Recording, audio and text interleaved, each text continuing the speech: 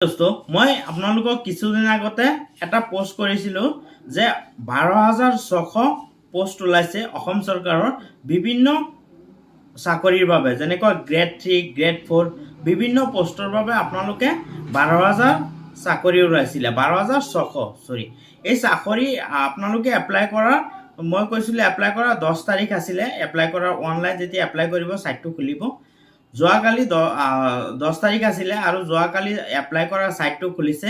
আপোনালোকে সেই চাকৰিৰ কাৰণে 8 পাছৰ পৰা আৰম্ভ কৰি ক্লাছ আপোনালোকে গ্ৰেজুৱেশ্যন থাকিলেও ডিগ্ৰী থাকিলেও আপোনালোকৰ যিকোনো ডিপ্ল'মা কোৰ্চ থাকিলেও আবেদন কৰিব পাৰিব। চ' কেনেকৈ আবেদন কৰিব সেই সম্পূৰ্ণ প্ৰক্ৰিয়া মই আপোনালোকক এই ভিডিঅ'ৰ যোগেদি আপোনালোকক দি দিম। যদি আপোনালোকৰ কিবা অসুবিধা হয় তেতিয়াহ'লে মোৰ কমেণ্ট ছেকশ্যনত জনাব, আৰু কেনেকৈ আবেদন কৰে সম্পূৰ্ণ প্ৰক্ৰিয়া মই আপোনাৰ নিজৰ মোবাইল দিয়ে আবেদন কৰিব পাৰিব। ক'তো যাব নালাগে, আপুনি নিজে নিজে আবেদন কৰিব, আপোনাৰ কোনো টকা খৰচ নহয় আৰু নিজেই প্ৰতিটো বস্তুৱে আপোনাৰ নাম, গাৰ্জিয়ান, দেউতাকৰ নাম সকলো আপোনালোকৰ ঠিকে থাকে আপুনি নিজে চাই ঘৰত বহি মোবাইলতে কৰিব পাৰিব। সেইবাবে মই আপোনালোকক এই কেনেকৈ আবেদন কৰে সম্পূৰ্ণ প্ৰক্ৰিয়া এই ভিডিঅ'ৰ যোগেদি আপোনালোকক দি দিছোঁ। আপোনালোকে দেৰি নকৰাকৈ যাওঁ বলক। যদি মোৰ ভিডিঅ'টো ভাল লাগে চাই তেতিয়া শ্বেয়াৰ, ফ'ল', লাইক এটা কৰি দিব, মনত উৎসাহ বাঢ়ে আৰু নতুন নতুন তথ্য আপোনালোকক দিবলৈ চেষ্টা কৰোঁ। চ' বলক ভিডিঅ'টো আৰম্ভ কৰোঁ। আপোনালোকে যিকোনো এটা ব্ৰাউজাৰ অ'পেন কৰিব। মই এতিয়া যিহেতু গুগল ক্ৰম অন কৰিছোঁ, মই মোবাইলত কৰি আছোঁ কাৰণ আপোনালোকে সবেই মোবাইলতে কৰিব পাৰিব।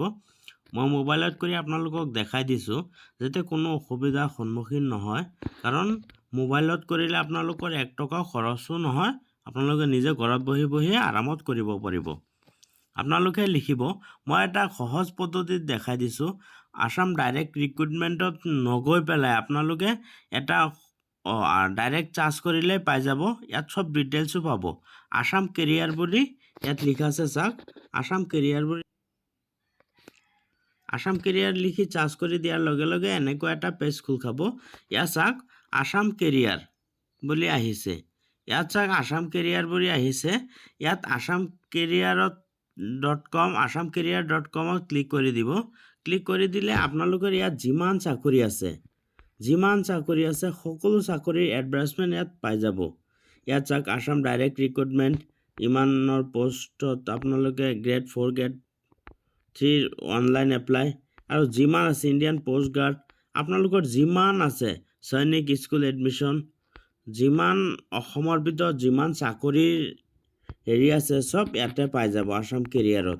আপোনালোকে এইটো ছাবস্ক্ৰাইব কৰি ৰাখিব, নহ'লে এইটো মাজে মাজে চাই থাকিব। মই যিহেতু আসাম ডাইৰেক্ট ৰিক্ৰুটমেণ্ট 2023 12,600 গ্ৰেড 3 আৰু গ্ৰেড 4ৰ এপ্লাই কৰিম।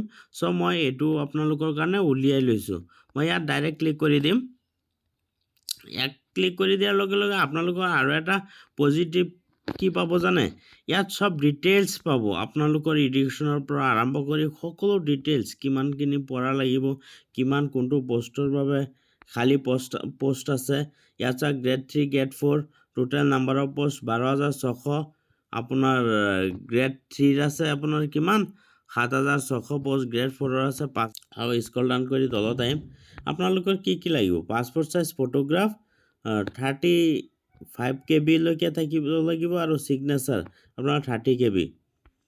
ইয়াত চাওক এপ্লিকেশ্যন লিংক গ্ৰেড 3 কাৰণে আপোনালোকে ইয়াত লিংক পাব, আৰু গ্ৰেড 4ৰ কাৰণে ইয়াত লিংক চাওক। গ্ৰেড 4ৰ কাৰণে এইটো লিংক আছে, ইয়াত ক্লিক কৰি দিব, আৰু গ্ৰেড 3ৰ বাবে এইটো লিংক। আপোনালোকৰ 8 পাছ কৰা থাকিলেও চাকৰিটো পাব নিশ্চয়, সেইবাবে আপোনালোকে ইয়াত ক্লিক কৰি দিব। মই যিহেতু গ্ৰেড 3 এপ্লাই কৰিম, চ' মই গ্ৰেড 3 কাৰণে গ্ৰেড 3ত ক্লিক কৰি দিম। ইয়াত ক্লিক কৰি দিম। মই যিহেতু ৰেজিষ্টাৰ কৰা নাই, ইফ নট ৰেজিষ্টাৰ ক্লিক হিয়াৰ, ইয়াত চাওক লিখা আছে, আপোনালোকে ইয়াত ক্লিক কৰি দিব। ইয়াত ক্লিক কৰি দিয়াৰ লগে লগে এনেকুৱাকৈ ইণ্টাৰফেচ খোল খাব।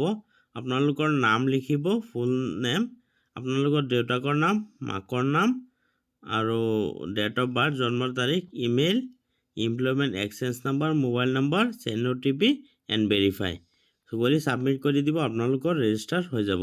মই কৰি পেলাই পিছত নেক্সটত আপোনালোকক দেখাই আছোঁ। মোৰ সম্পূৰ্ণ লিখা হ'ল, চ' মই ছাবমিটত ক্লিক কৰি দিম। ছাবমিটত ক্লিক কৰি দিয়াৰ লগে লগে মোৰ ৰেজিষ্টাৰ হৈ গ'ল। এতিয়া আপোনালোকে ইয়াত চাব পাৰে মোৰ ৰেজিষ্টাৰ হৈ গ'ল, চব কমপ্লিট হৈ গ'ল। এতিয়া state level recruitment for 3 post and 4 post click here. কোনটো আপুনি গ্ৰেড 4 নাই গ্ৰেড 3 কৰিব? চ' মই গ্ৰেড 3 এপ্লাই কৰিম। চ' ইয়াত ক্লিক হিয়াৰত ক্লিক কৰি দিব, আৰু যদি গ্ৰেড 4 কৰে তেতিয়াহ'লে ইয়াত ক্লিক কৰি দিব। 8 পাছ বা মেট্ৰিক পাছ কৰিলে ইয়াত ক্লিক কৰি দিব। মই যিহেতু 8 পাছ কৰিম, গ্ৰেড 3 এপ্লাই কৰিম, মই ইয়াত ক্লিক কৰি দিম। ইয়াত ক্লিক কৰি দিয়াৰ লগে লগে আপোনালোকৰ এনেকুৱা পেজ খোল খাব। চ' আপোনালোকে এপ্লিকেশ্যন ফৰ্ম ক্লিক কৰি দিব। ক্লিক কৰি দিয়াৰ লগে লগে নেক্সটত ক্লিক কৰিব। নেক্সটত ক্লিক কৰি দিয়াৰ লগে লগে আপোনালোকৰ ইয়াত চাওক এমপ্লয়মেণ্ট এক্সচেঞ্জ নাম্বাৰ বিচাৰিব। আপোনালোকৰ ইয়াত লিখি দিব। মই লিখি পেলাই আপোনালোকক দেখুৱাই আছোঁ। Register number of employment exchange of Assam আৰু মোবাইল নম্বৰ লিখি নেক্সটত ক্লিক কৰি দিব। মই ক্লিক কৰি আপোনালোকক দেখাই আছোঁ। নেক্সট কৰি দিয়াৰ লগে লগে চাওক ইয়াত আহিছে বেচেলাৰ অফ ডিগ্ৰী। আপোনালোকৰ ডিগ্ৰী আছে নেকি? থাকিলে য়েছ কৰি দিব। আৰু degree with computer certificate diploma 6 month duration. আপোনালোকৰ 6 মাহ ডিগ্ৰী আৰু লগত আপোনালোকৰ কম্পিউটাৰ চাৰ্টিফিকেট আছে নেকি? থাকিলে য়েছ কৰি দিব, আৰু যদি নাই নকৰি দিব। ডিগ্ৰী উইথ ডিপ্ল'মা মানে 6 মান্থ কম্পিউটাৰ চাৰ্টিফিকেট বা ষ্টেন'গ্ৰাফি চাৰ্টিফিকেট আছে নেকি? 6 মান্থ এণ্ড নাই যদি তেতিয়াহ'লে নালাগে। আৰু degree library science in library science with computer certificate 6 month library science আছে নেকি? যদি নাই তেতিয়াহ'লে ন কৰি দিব, থাকিলে য়েছ কৰি দিব। ACLSC এক্সামিনেশ্যন পাছ আপোনালোকৰ হয় নেকি? তেতিয়াহ'লে য়েছ কৰি দিব। SSLC চায়েন্সৰ হয় নেকি আপুনি? থাকিলে য়েছ কৰি দিব, আৰু নাথাকিলে যদি আৰ্টছৰ হয় তেতিয়াহ'লে ন কৰি দিব। SSLC equivalent examination pass with LMB driving licence আছে নেকি? থাকিলে য়েছ কৰি দিব, আৰু নাথাকিলে ন কৰি দিব। চ' আপোনালোকৰ এনেকুৱাকৈ ইণ্টাৰফেচ খোল খাব। আপোনালোকৰ চাওক প্ৰথমে নাম, জন্ম তাৰিখ, আৰু ইয়াত জেণ্ডাৰ চিলেক্ট কৰিব মেল। ইয়াত কেটেগৰী জেনেৰেল নে OBC নে কি আপোনালোকে চিলেক্ট কৰি দিব। কাষ্ট আপোনালোকে ইয়াত চিলেক্ট কৰি দিব কোনটো কাষ্টৰ হয়। চ' ইয়াত আপোনালোকে দিব্যাংগ হয় নেকি? দিব্যাংগ পাৰ্চনেল ডিজিবিলিটি হয় নেকি? যদি হয় তেতিয়া য়েছ, আৰু যদি নহয় তেতিয়াহ'লে ন কৰি দিব। চ' এক্স ছাৰ্ভিচমেন হয় নেকি? ন। ৰিজন কি হয় আপোনালোক এইটো লিখি দিব। আৰু ইয়াত এড্ৰেছটো লিখি দিব আপোনালোকে, আপোনালোকৰ কি এড্ৰেছ হয়। চ' ইয়াত এড্ৰেছটো লিখি দিয়া কি লাগিব মই সম্পূৰ্ণ কৈ দিছোঁ। আপোনালোকে ইয়াত এড্ৰেছ পাৰ্মানেণ্ট এড্ৰেছ ইনফৰমেশ্যন আপোনালোকে লিখিব। গাঁও, পোষ্ট অফিচ, জিলা, চিটি, ডিষ্ট্ৰিক্ট। ইয়াত মোবাইল নম্বৰ আপোনালোকৰ আহি যাব, ইমেইল, আধাৰ নাম্বাৰ। ইয়াত চিলেক্ট প্ৰিফাৰেঞ্চ পোষ্ট, আপোনালোকে কোনটো ডিষ্ট্ৰিক্টৰ কাৰণে এপ্লাই কৰিব বিচাৰিছিলে। চ' এইটো দি দিব, কাৰণ যোনটো ডিষ্ট্ৰিক্টত আপুনি চাকৰি কৰিব বিচাৰে সেই ডিষ্ট্ৰিক্টৰ নামটো আপোনালোকে ইয়াত বহাব লাগিব। তেতিয়াহে আপোনালোকৰ ফাৰ্ষ্ট প্ৰিফাৰেঞ্চ কোনটো ডিষ্ট্ৰিক্ট, ছেকেণ্ড প্ৰিফাৰেঞ্চ কোনটো ডিষ্ট্ৰিক্ট, সেই ডিষ্ট্ৰিক্টৰ নামকেইটা আপোনালোকে ইয়াত বহাই দিব। আৰু আপোনালোকৰ ইয়াত ACLSC যিমানখিনি আছে মাৰ্কছ অবটেইন কিমান টোটেল মাৰ্কছ কিমান পাইছে, কিমান আপোনালোকৰ পাৰ্চেণ্টেজ কিমান আছিলে, কিমান চনত পাছ কৰিছিলে, ৰোল নাম্বাৰ, নেম, ইনষ্টিটিউশ্যন, আৰু আপোনালোকৰ ইউনিভাৰ্চিটি বোৰ্ড। এনেকুৱা হায়াৰ ছেকেণ্ডেৰীও লিখিব, আৰ্টছ নে ছায়েন্স ইয়াত লিখিব। লিখাৰ পিছত আপোনালোকৰ চিলেক্ট পাৰ্চেণ্টেজ এই গোটেইখিনি লিখিব।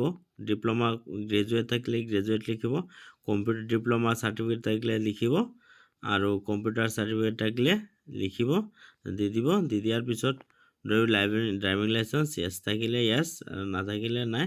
লাইচেন্স নাম্বাৰটো দি দিব। লাইচেন্স টাইপ ইফে অথৰিটি দি দিয়া পিছত আপোনালোকে আপলোড ফটো আৰু ছিগনেচাৰ আপলোড ফটো আৰু সিগনেচাৰ